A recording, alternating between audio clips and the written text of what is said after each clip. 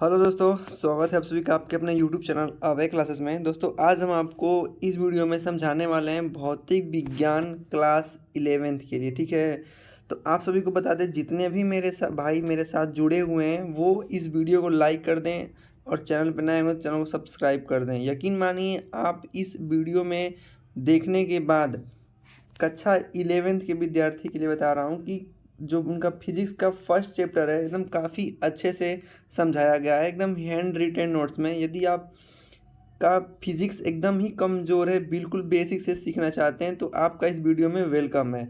चलिए इस वीडियो को शुरू करते हैं। पहले हम कुछ छोटे मोटे परिभाषाओं को देखेंगे, फिर इसके बाद में न्यूमेरिकल प्रश्नों को हल करेंगे। तो चलिए इस वीडियो को शुरू करते हैं। सबसे पहले समझते हैं कि भौतिक विज्ञान क्या होता है। तो देखिए, विज्ञान की वह शाखा जिसके अंतर्गत प्राकृतिक घटनाओं का अध्ययन किया जाता है उसे भौतिक विज्ञान कहता है।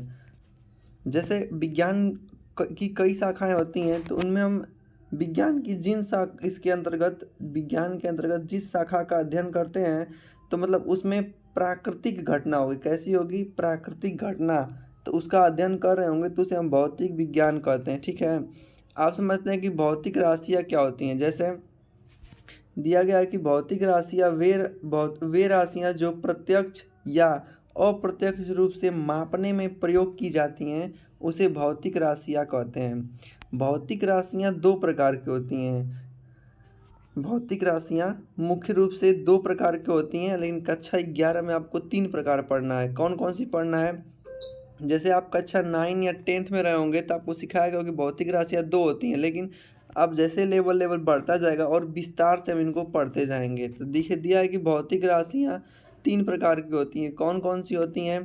तो एक होती है मूल राशि, एक होती है व्युत्पन्न राशि और एक होती है पूरक राशियाँ। ठीक है, अब समझते हैं कि मूल राशियाँ किसे कहते हैं।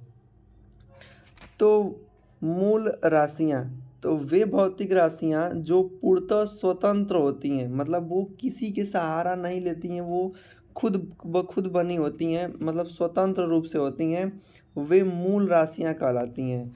अब ये मूल भौतिक राशियाँ 7 प्रकार की होती हैं। कितने प्रकार की होती हैं?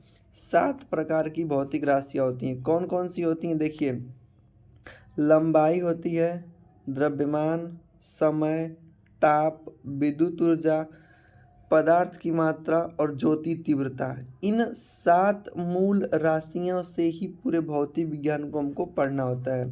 जैसे जो लंबाई होती है तो इसका राशि है तो इसका मात्रक भी बनेगा। तो लंबाई को नापते हैं मीटर में, इसको स्मॉल एम से प्रदर्शित करते हैं। द्रव्यमान को नापते हैं किलोग्राम में, इसको केजी से प्रदर्शित करते हैं। समय को नापते हैं सेकंड में, इसको स्मॉल एस से दिखाते हैं।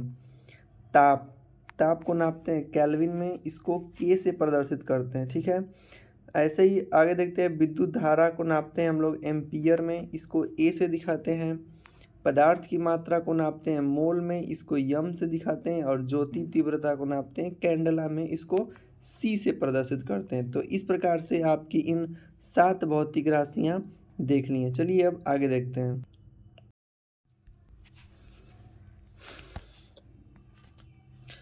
अब देखते हैं कि व्युत्पन्न राशियाँ क्या होती हैं। जैसे वे भौतिक राशियाँ दिया है व्युत्पन्न राशियाँ, चलिए दिखाते हैं, इसको बताएं। हाँ, व्युत्पन्न राशियाँ वे भौतिक राशियाँ जो मूल राशियों की सहायता से प्राप्त किए जाती हैं उन्हें व्युत्पन्न राशि कहते हैं। मतलब जो व्युत्पन्न राशियाँ होती हैं वो मूल राशियों से बनती हैं। तो आइए अब देखते हैं कि व्युत्पन्न राशियाँ कितनी होती हैं। तो जैसे व्युत्पन्न राशियों में क्षेत्रफल, आयतन, बल, संवेग, त्वरण। क्षेत्रफल, आयतन, बल, संवेग, वेग, त्वरण इत्यादि जितना भी आप ये सब देख रहे हैं ना, ये सब क्या है? व्युत्पन्न राशियाँ हैं। ये किनसे मिलके बनी हुई हैं? तो ये मूल राशियों से ही मिलके बनी है। जैसे क्षेत्रफल जो होता है लंबाई गुणे चौड़ाई, मतलब मीटर स्क्वायर या सेंटीमीटर स्क्वायर किसका मात्रक हो जाएगा। आयतन जो होता है लंबाई गुणे चौड़ाई गुणे ऊंचाई करते हैं तो प्राप्त होता है। जो बल होता है माने फोर्स न्यूटन, इसका जो मात्रक होता है देखिए किलोग्राम लेना पड़ता है, मीटर लेना पड़ता है, सेकेंड लेना पड़ता है। तो इन सब के मिलाने से न बन रहा है बल इसलिए ये व्युत्पन्न मात्रक हो जाते हैं। तो बल का मात्रक होता है किलोग्राम मीटर प्रति सेकेंड स्क्वायर, या इसको एक शब्द में न्यूटन बोल दिया जाता है। ऐसे ही संवेग, संवेग जो होता है किलोग्राम मीटर प्रति सेकेंड होता है, मतलब केजी मीटर प्रति सेकेंड ऐसे लिखा गया है, ठीक ना। आगे वेग का मात्रक क्या होता है, मीटर प्रति सेकेंड, और त्वरण का मात्रक होता है मीटर प्रति सेकेंड स्क्वायर। भौतिक राशियां समझ गए। अब समझते हैं पूरक राशियां। कौन सी राशियां, पूरक राशियां। पूरक राशियां दो प्रकार की होती हैं। पहली होती है कोण, दूसरा होता है घन कोण। जैसे पूरक राशियां दो प्रकार की होती है, एक होता है कोण, दूसरा होता है घन कोण। तो कोण जो होता है ना, कोण को मापते हैं रेडियन में, और घन कोण मतलब ठोस कोण जो होता है उसको हम लोग स्टेरेडियन में नापते हैं। ख्याल रहे, कोण को नापते हैं रेडियन में और घन को नापते हैं स्टेरेडियन में, ठीक है। अब इसी के साथ समझते हैं, मेन हम लोग का यही समझना होता है इसमें बीमा, कि किसी राशि का बीमा कैसे लिखते हैं। तो पहले समझते हैं कि बीमा होता क्या है। तो जो बीमा होता है, किसी भौतिक राशि की बीमा एक वे घात होती हैं जो किसी व्युत्पन्न राशि को व्यक्त करने के लिए मूल राशि के ऊपर लगाया जाता है। जैसा कोई व्युत्पन्न राशि है, उसको दिखाना है, तो उसको दिखाने के लिए जो मूल राशि के ऊपर जो घात लगाया जाता है ना, उसी को बीमा कहते हैं, ठीक है। चलिए आगे देखते हैं। हम देखते हैं कि किसी राशि के बीमा क्या होता है। तो जब आपको बता दिए कि बीमा जो होता है मूल राशि के ऊपर जो घात के रूप में लिखते हैं उसी को बीमा कहते हैं। तो अब देखिए इसके बारे में कुछ बातें जानते हैं कि जो बीमा होता है उसको हमेशा बड़े कोष्टक में लिखा जाता है। ऐसे कभी भी बीमा लिखेंगे तो बड़े कोष्टक में लिखेंगे, ठीक है। आगे देखते हैं। जैसे उदाहरण के लिए आपको समझाते हैं कि क्षेत्रफल लिखना होगा, तो क्षेत्रफल का सूत्र क्या होता है। तो आप बोलेंगे कि लंबाई गुणे चौड़ाई। तो लंबाई और चौड़ाई का गुणा करते हैं तो मीटर स्क्वायर आता है। क्या आता है, मीटर स्क्वायर। तो मीटर लेंथ बता रहा है, लेंथ यल से लंबाई जो होता है लेंथ को कहते हैं। तो यल स्क्वायर हो जाएगा बड़े कोष्टक में। तो इसी को कहते हैं बीमा, कि किसी राशि का बीमीय रूप लिखना। ऐसे ही आयतन हो जाएगा, तो आयतन में लंबाई गुणे चौड़ाई गुणे ऊंचाई होता है, मतलब 3 घात होगा मीटर पे। तो मीटर जो होता है मापने की लंबाई यल से दिखाते हैं, तो यल पे 3 घात बड़ा कोष्टक। विस्थापन, तो विस्थापन का मात्रक मीटर होता है, मीटर को यल से दिखाते हैं, तो इस पर कोई घात नहीं होता है, तो केवल यल हो जाएगा। वेग, वेग बराबर होता है विस्थापन बटा में समय। तो विस्थापन को नापते हैं मीटर में और समय को नापते हैं सेकेंड में। तो यम जो मीटर है इसको यल से दिखाएंगे, किसे दिखाएंगे, बीमा में लिखते समय यल से। और टी से टाइम होता है, तो टी समय नीचे दिया है, तो जब ऊपर जाएगा तो इसमें माइनस घात चढ़ जाता है एक ठे, और यही बड़ा कोष्टक में बंद हो जाता है, ठीक ना। ऐसे समझते हैं त्वरण। त्वरण बराबर होता है वेग परिवर्तन बटा में समय। तो वेग का मात्रक मीटर प्रति सेकेंड और समय का सेकेंड, तो सेकेंड सेकेंड स्क्वायर हो जाएगा। अब यही जो स्क्वायर है ऊपर जाएगा तब -2 घात हो जाता है। यल जो है मीटर को दिखाएगा, मतलब लंबाई को, टी जो है टाइम को दिखाएगा। तो ये नीचे से 2 ऊपर जाएगा तब माइनस में हो जाता है, ठीक है। ऐसे ही बल होता है, बल बराबर होता है द्रव्यमान गुणे के त्वरण। द्रव्यमान का मात्रक होता है किलोग्राम, त्वरण का मात्रक है मीटर प्रति सेकेंड स्क्वायर। तो इसको बड़ा कोष्टक में किलोग्राम को मास यम से दिखाएंगे, यल से लंबाई को और समय स्क्वायर को टी स्क्वायर से, ठीक है।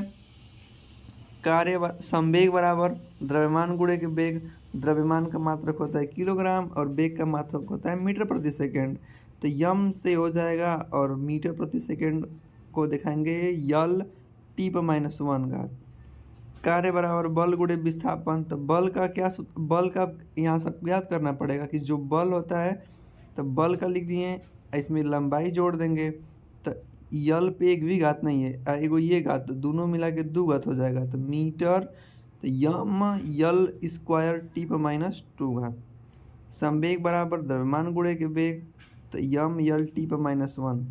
कोणीय संवेग, संवेग बराबर लंबवत दूरी। तो संवेग का बीमीय सूत्र ये होता है, दूरी का यल होता है। तो दोनों को गुणा करेंगे तो यल पे 1 घात, यल पे 1 घात, दोनों घात जुड़ के यल पे 2 घात हो जाएगा, ठीक ना।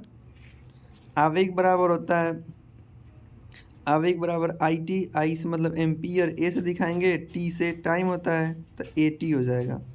विभव भी से दिखाते हैं, कार्य बटा के आवेश, ठीक है। तो कार्य का अभी आपको ऊपर बताया कि यम यल स्क्वायर टी पर -2, आवेग का आप देख रहे हैं ए टी, तो ए टी से भाग दे देंगे।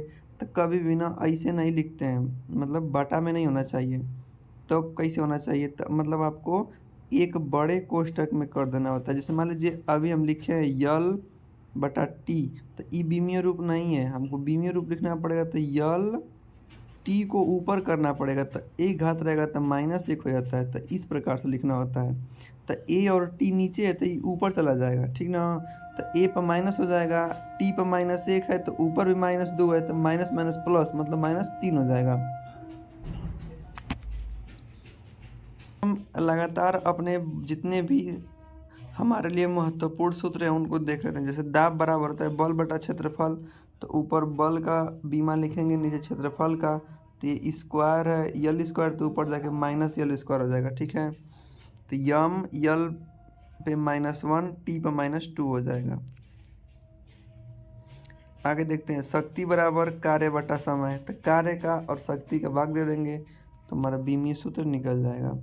जड़त्व आघूर्ण बराबर होता है यम आर स्क्वायर, मतलब द्रव्यमान गुणे त्रिज्या स्क्वायर। तो द्रव्यमान का होता है यम, त्रिज्या माने यल, तो यल स्क्वायर।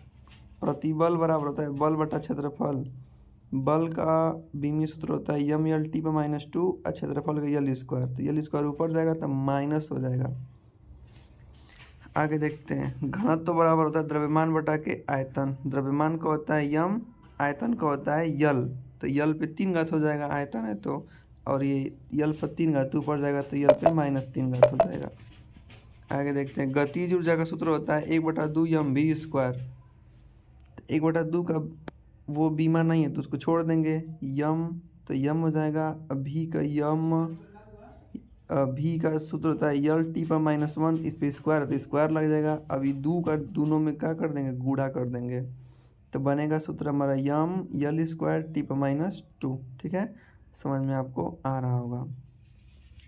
स्थितिज ऊर्जा का होता है यम जी एच, यम का हो जाएगा यम, जी का होता है मतलब त्वरण, यल टी पर -2, ऊंचाई को मीटर में नापते हैं मैंने यल।